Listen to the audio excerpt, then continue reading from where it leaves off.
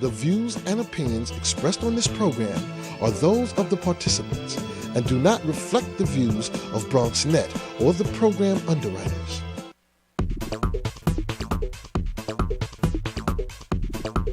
BronxNet. Your voice, your views, your vision.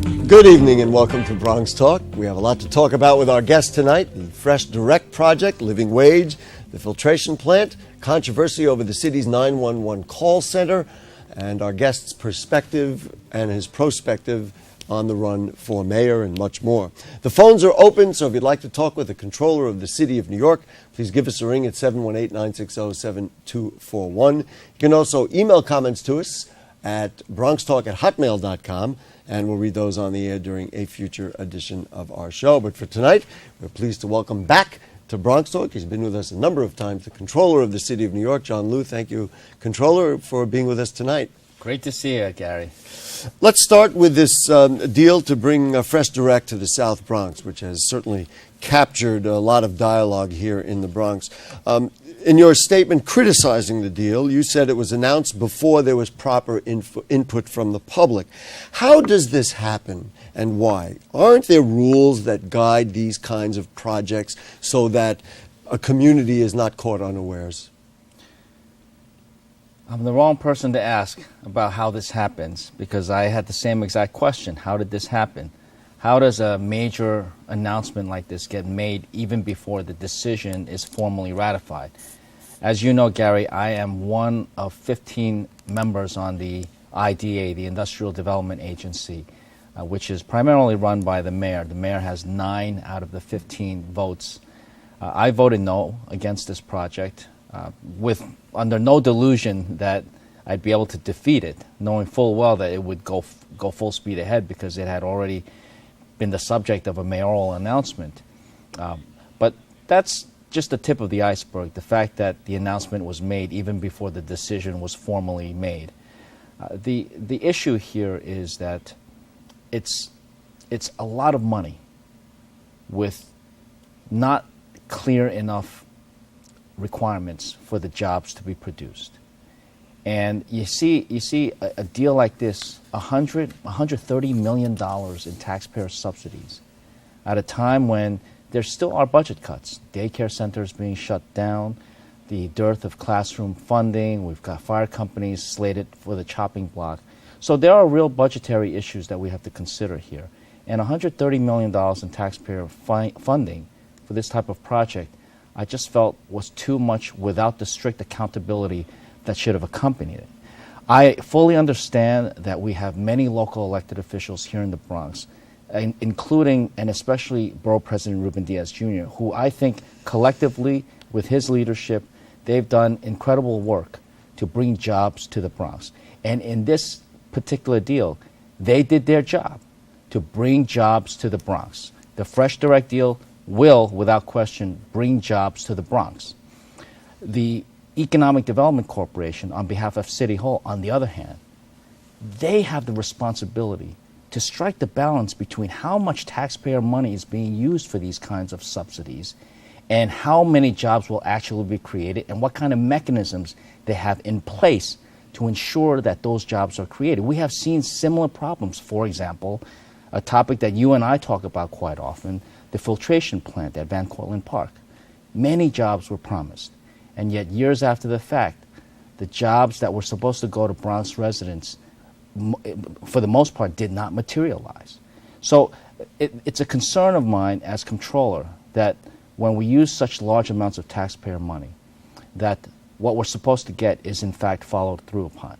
That is not the job of the elected officials here in the Bronx. Their job is to get as many jobs for whatever cost to the Bronx, because the Bronx is the borough with the highest level of unemployment. not because people here can't do the work, but because there haven't been enough opportunities for Bronxites. That's what Borough President Diaz and other elected officials here have work to do. But it is the responsibility on the part of City Hall that, for example, the $130 million of subsidies that's being given to Fresh Direct for this job, for this project. Why couldn't City Hall and the EDC come up with, instead of 1,000 new jobs, 2,000 retained jobs, as they claim? They should have come up with at least twice, maybe 3 times that many number of jobs for the Bronx. I'm sure Borough President Diaz is thrilled that you separated him from the arrangement, and there's no reason for me certainly to change that dynamic. But the bottom line for many Bronxites here is not only will the promises for jobs not be there, but many say there hasn't even been the proper environmental studies, or if there are studies, then nobody has seen those studies. Should this information be available? Shouldn't these kinds of studies be available to the public, number one, and number two, front and center by law before a deal like this is struck? Absolutely. I think all of these requirements are set in place in law and in procedures. And in some respects, they violated the procedures here. Clearly, it doesn't make any sense when there's a public announcement via news release announcing something in advance of that something being formally ratified, in this case by the IDA. But I think more important, it is about ensuring, now that it's a done deal, and I'm under... You think it's done at this point? The City Hall is on top of it. They've been pushing it. I think that they've already signed the agreement with Fresh Direct. My office will be keeping a close eye on it because they promised 1,000 new jobs, 2,000 retained jobs for the city of New York. We're going to do everything we can to make sure that, in fact, the company and, more importantly, the EDC follow through on this agreement. People in the Bronx and some of the community groups have said they would even consider a lawsuit to stop Fresh Direct. If so, would you attach your name to it or support the lawsuit? So as you know, Gary, one of my functions as comptroller is also the adjudication or the settlement of lawsuits against the city. So you'd be on both sides of the issue, right? Yeah, the lawsuit issue is particularly tricky for any city comptroller. But I think that, look, there's a due process, and people should partake in not only the democratic process, but due process whenever they feel necessary. Do you think we need further legislation to prevent these kinds of things in the future? I do want to talk about the filtration plant and the MOU and the parks funding. These MOUs get signed. They don't seem to have any teeth. I guess we'd all like to think there are many jobs in this Fresh Direct arrangement as possible. But if not, the borough president talked about, the couple of millions of dollars of Bronx funding that is in there they won't get, but that's not enough money to really kill a deal, so to speak. Do we need more legislation about these MOUs so that the public understands that they really will mean something when they get signed? I think so. And you may recall when I first took office in 2010 that I put together a task force on the so-called public benefits, also known as community benefits, and that the problem I saw back then, and I still do see to a large extent today, is that all of these promises are being made to developers or to community members in areas that are affected by these large public works projects. Promises made by developers for the community. And in many cases, the jobs that were promised, the affordable housing, public amenities, years after the fact, after the developers got what they needed, after the bureaucracy in the city government got what they needed, the public is left holding an empty bag. So I had created a task force to look at these, and that task force within a few months produced a comprehensive report that outlined a number of legislative ideas that we could enact in order to make the process more accountable and put in mechanisms whereby the promises that were made to the public actually get delivered.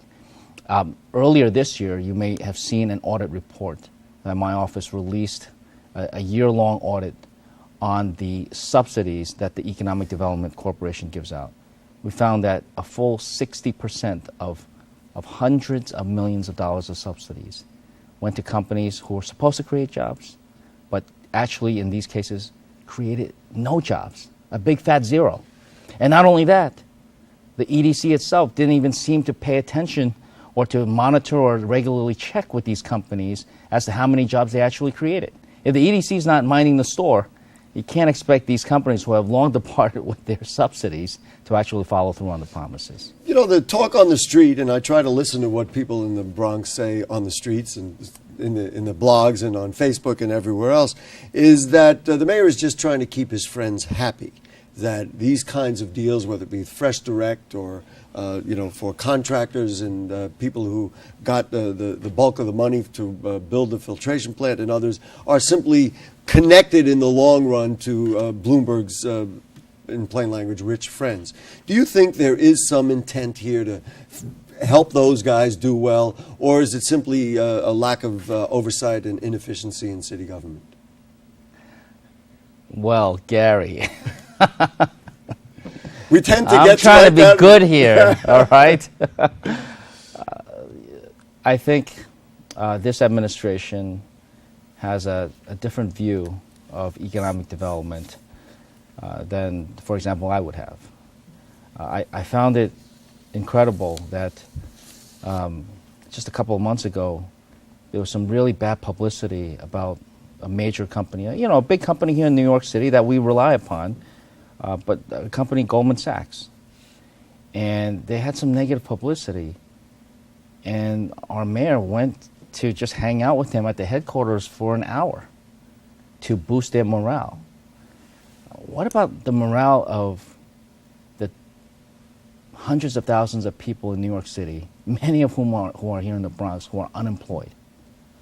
Or the ones who face job losses because small businesses are suffering from the yoke of city government? There are so many workers in this city who are scapegoated. Cops and firefighters nowadays get blamed for the economy itself. Teachers being called out for their so-called greed. And yet, I just don't understand a mayor who chooses to go hang out for an hour with the folks at Goldman Sachs. Look, Goldman, I'm sure the people there work very hard too. But you just think it was inappropriate at that time to even be seen in that circumstance?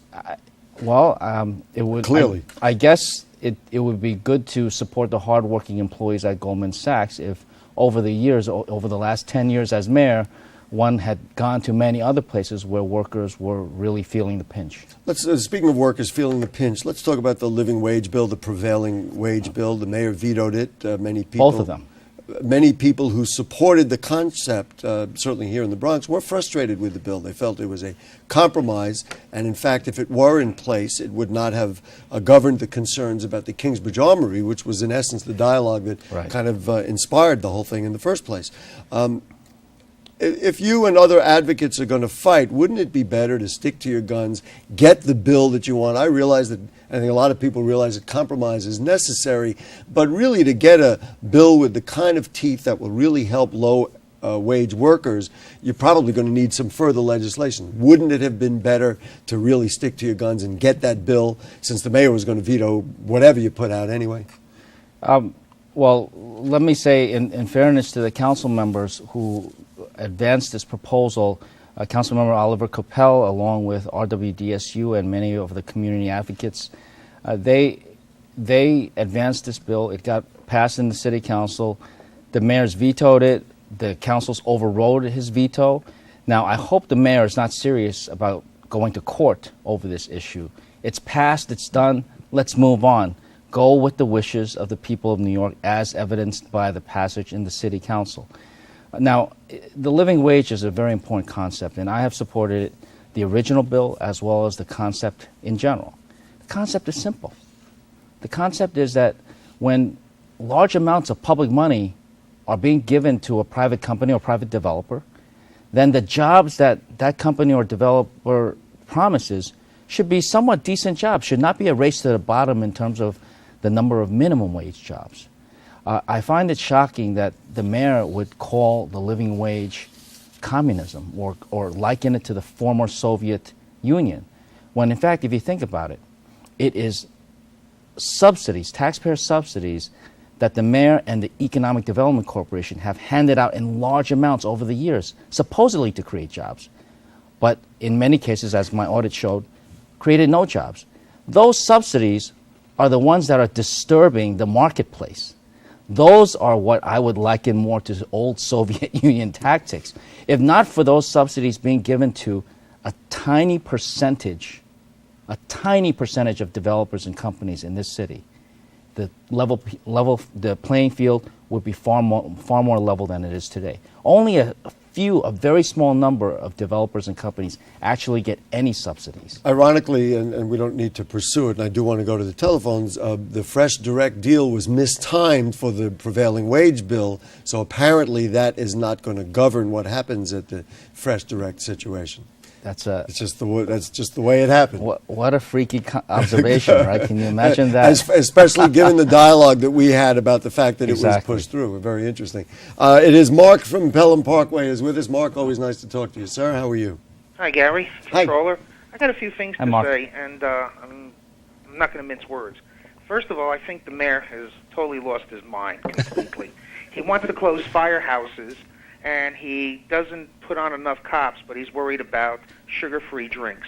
In retrospect, he does give things to his friends, related real estate, who had all these... Mark, I'd rather you just ask the question than rehash some of the things we've already talked about. My question is, with all these companies that the controller has said, and I hope he runs still for mayor, he's the only candidate I still like, even though you've got some cloudy issues you've got to clear up also. But my question is the fiscal watchdog for the city of New York, all these companies that were given subsidies and never created jobs, can't you go after them to give back that money plus interest, since they never lived up to their agreement of what they were supposed to do? And just also as a matter of fact, with the filtration plant, Chris Ward, who was the head of that, is now under scrutiny also for how they raised the tolls on the Jersey bridges to rebuild the... So what you're... Mark, I got your question. I'm sure the controller understands it too. And the question is there any give back, or are we just saying, well, you know what... There should be. And does that mean you would have to go to court to get that money? There should be. There should be give backs. There should be clawbacks. The companies who did not live up to their end of the bargain should give that money back. As controller, I wish I could go after all these companies who could get it back. Their contractual agreement is with the city as represented by the mayor and city hall and the economic development puts you in corporation. in the middle. So what I could do is I can publish these reports that clearly state what companies have gotten what, and the taxpayers have not gotten our end. For example, this past week, I issued an audit report where we looked at the the contract with Hewlett-Packard, where they were supposed to design a systems integration project for the emergency 911 call system. One of the centers, which was supposed to be here in the Bronx, PSAC, so-called PSAC 2. We found through this auditing process that through misbillings or inappropriate billings, and also for failure to deliver work, as evidenced by the city's own documents, not by my documents, but by the city's own documents that we examined, the City Hall could pursue up to $163 million back from this particular contractor. That's money that could solve pretty much all of our budget problems for this particular year. And yet, the mayor went on radio calling the report stupid, which I can't understand. I was going to ask you, I'll give you the quote. It was a new level of dishonesty that we've ever seen before. This is a contract that was registered with the controller's office and finished under the budget approved by his office. So in essence, throwing it back at you, saying that your office approved that contract, and now you're complaining about it. It's when you talk about intellectual dishonesty, you can't get to a higher level than what the mayor's statements were. I mean, this was a contract that was approved 7 years ago. I took office 2 years ago. Nonetheless, the controller's office has 30 days to review all these contracts. And the controller's office, whoever the controller is required to rely upon the documentation that City Hall and the administration and the contracting agency provides to the controller's office. Now, through our auditing process, this was a 15-month audit. We have more luxury of time, and we reviewed all those documents when we found some serious questions so serious that we have referred it to the DA's office for their review for possible criminality. So, you know, the DA is going to do their work, to investigate exactly what transpired. But I think it's important for the mayor and City Hall to say, hey, we're looking at this report.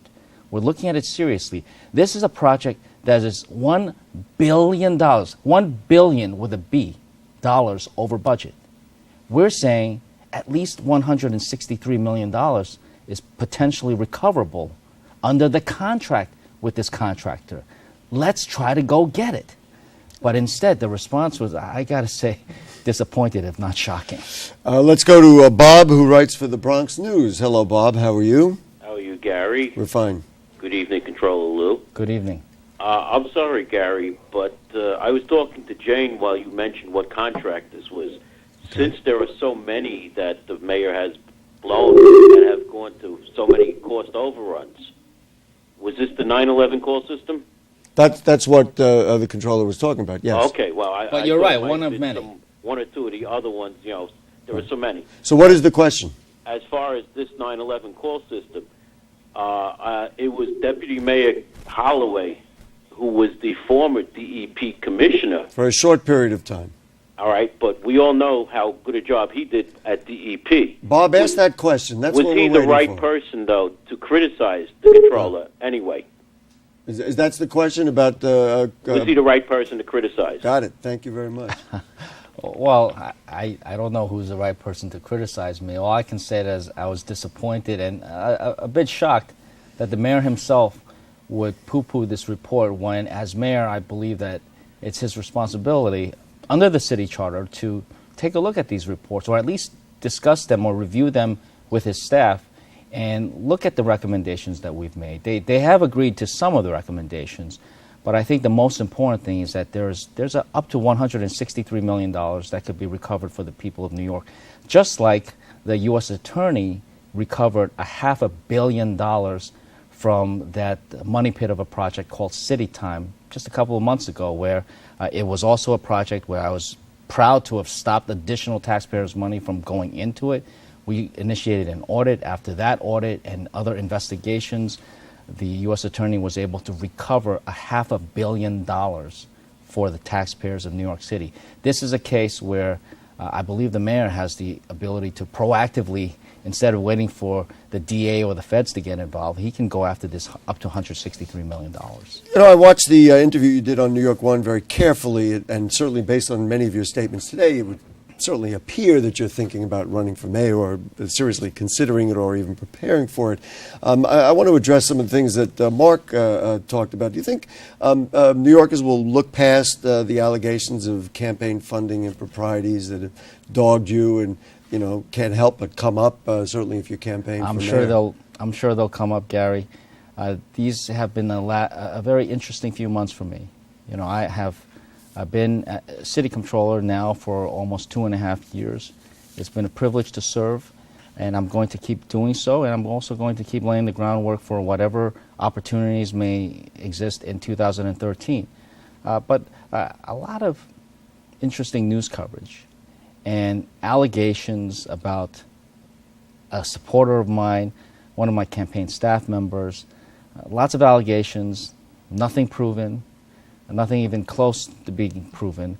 I hope that whatever will transpire as quickly as possible, because in fact I'm very proud of my campaign fundraising. We have gone beyond what was required by law. In fact, I have voluntarily said I don't take contributions from anybody doing business with the city of New York. Even though candidates are allowed to accept certain amounts, I've said no, nada, zilcho, from anybody doing business with the city. Furthermore, unlike pretty much all of my predecessors in the Comptroller's office, I don't solicit nor do I accept anything from anybody who's even looking to do business with my office through the pension funds, through our bond business, or anything else. And on top of all of that, in the interest of good government and reducing the influence of wealthy donors, instead of the $4,950 that by law is the maximum that I as a candidate for citywide office could accept, I set that limit to $800, far below the legal limit, because I felt that we would have to do more work, no question, to get the donations in, but it was in the interest of reducing the influence of wealthy donors.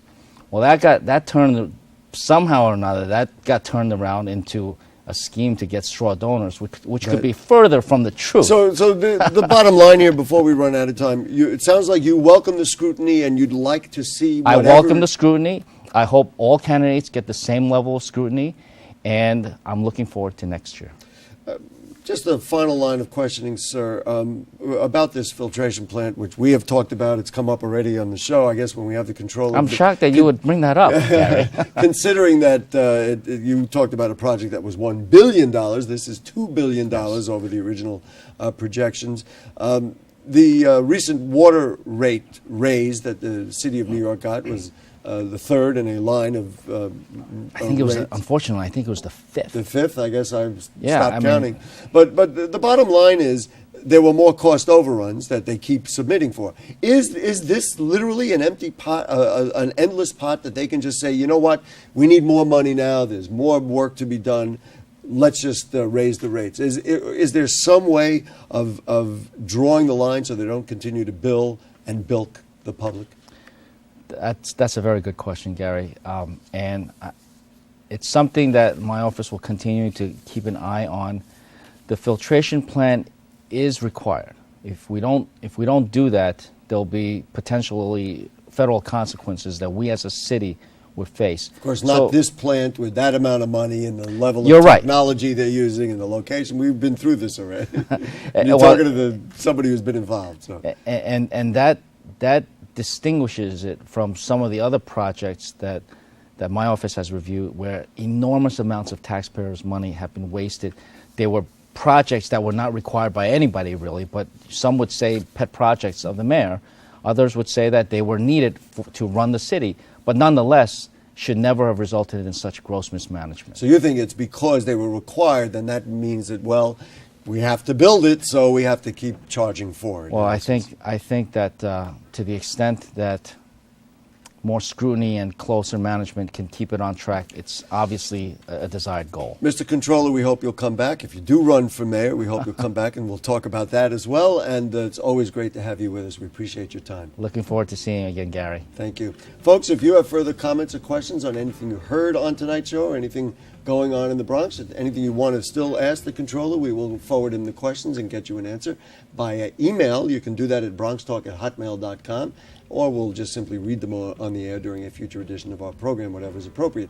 Archives of the show available at bronxnet.org. You click Bronx Talk on the right-hand navigation bar. Also, please become a fan of Bronx Talk on Facebook. I'm going to ask the Controller to do the same. Now, next Monday night, a special edition of Bronx Talk featuring the debate for the Democratic nomination for the 13th Congressional District, a district that has been realigned to include sections of the borough of the Bronx. All 5 candidates have been invited. A couple have already accepted. We'll wait and see and hope that all 5 will be here.